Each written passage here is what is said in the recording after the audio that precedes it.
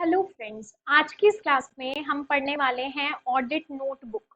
Audit notebook क्या है, auditor इसे क्यों बनाता है और कैसे ऑडिटिंग में ऑडिटर को ये हेल्प करता है काम करने में, राइट। और ऑडिट नोटबुक का बेसिकली रोल क्या है ऑडिटिंग में। तो आइए आज की इस क्लास में डिस्कस करेंगे हम ऑडिट नोटबुक।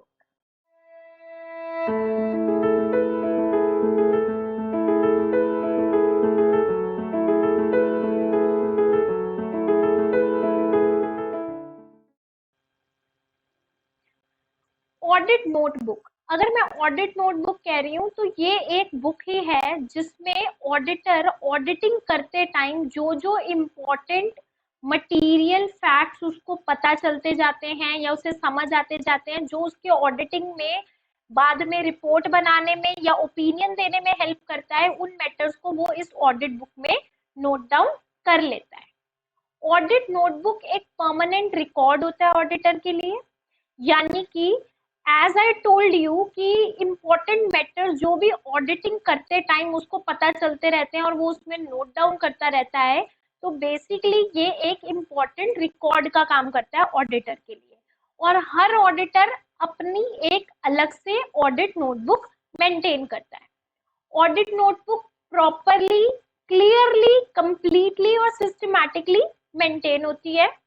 ऑडिट नोटबुक बहुत ही काम की चीज और एविडेंशियल टूल माना जाता है। अगर कल ऑडिटर के ऊपर किसी भी तरह का कोई ऐसा चार्ज लगता है, किसी भी तरह का कोई नेग्लिजेंस को लेके या किसी भी तरह का कोई चार्ज लगता है, तो उसमें it acts like a defence for the auditor. जैसे कि मैंने आपको बताया, ऑडिट करते टाइम ऑडिटर को जो जो जरूरी चीजें पता चलती रहती है वो सब उसमें नोट डाउन करता रहता है। तो आइए डिस्कस करते हैं ऑडिट नोटबुक में क्या क्या लिखा जाता है। आपके क्लाइंट का नाम, ऑर्गेनाइजेशन का स्ट्रक्चर क्या है, और आपका जो कंपनी या जो भी आपका क्लाइंट है उसके एमओए और एओए के कुछ important provisions, right. Memorandum of association और आर्टिकल ऑफ एसोसिएशन के इंपॉर्टेंट प्रोविजन। अगर आप इस ऑर्गेनाइजेशन या इस कंपनी का ऑडिट पहली बार कर रहे हैं, तो अगर आपकी प्रीवियस ऑडिटर से किसी भी तरह की कोई बातचीत हुई है उसको भी आप इसमें लिख सकते हैं।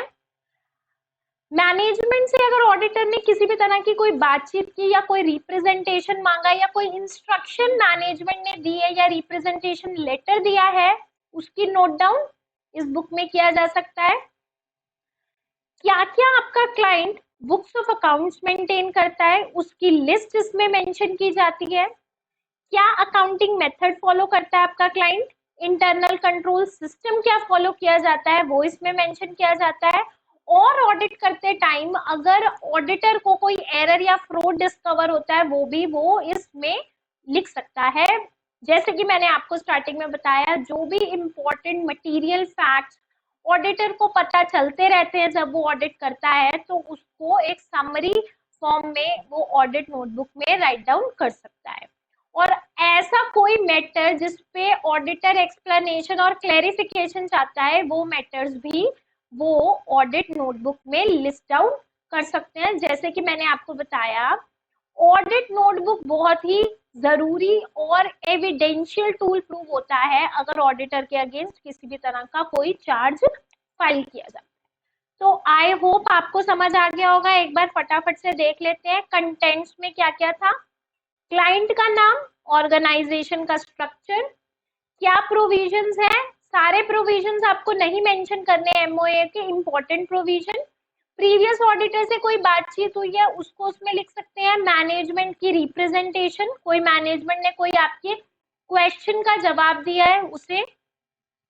क्या बुक्स ऑफ अकाउंट्स आपका क्लाइंट मेंटेन करता है, अकाउंटिंग मेथड क्या फॉलो होता है, इंटरनल कंट्रोल सिस्टम क्या है, कोई एरर एंड फ्रॉड अगर ऑडिटर को पता चला है वो उसमें लिखा जाता है, और कोई ऐसा मैटर जिसपे आपको जवाबदेही चाहिए अपनी मैनेजमेंट से, तो आप उस मैटर को भी इसमें बता सकते हैं। तो आई होप आपको समझ आ गया होगा ऑडिट नोटबुक किसे हम कहते हैं।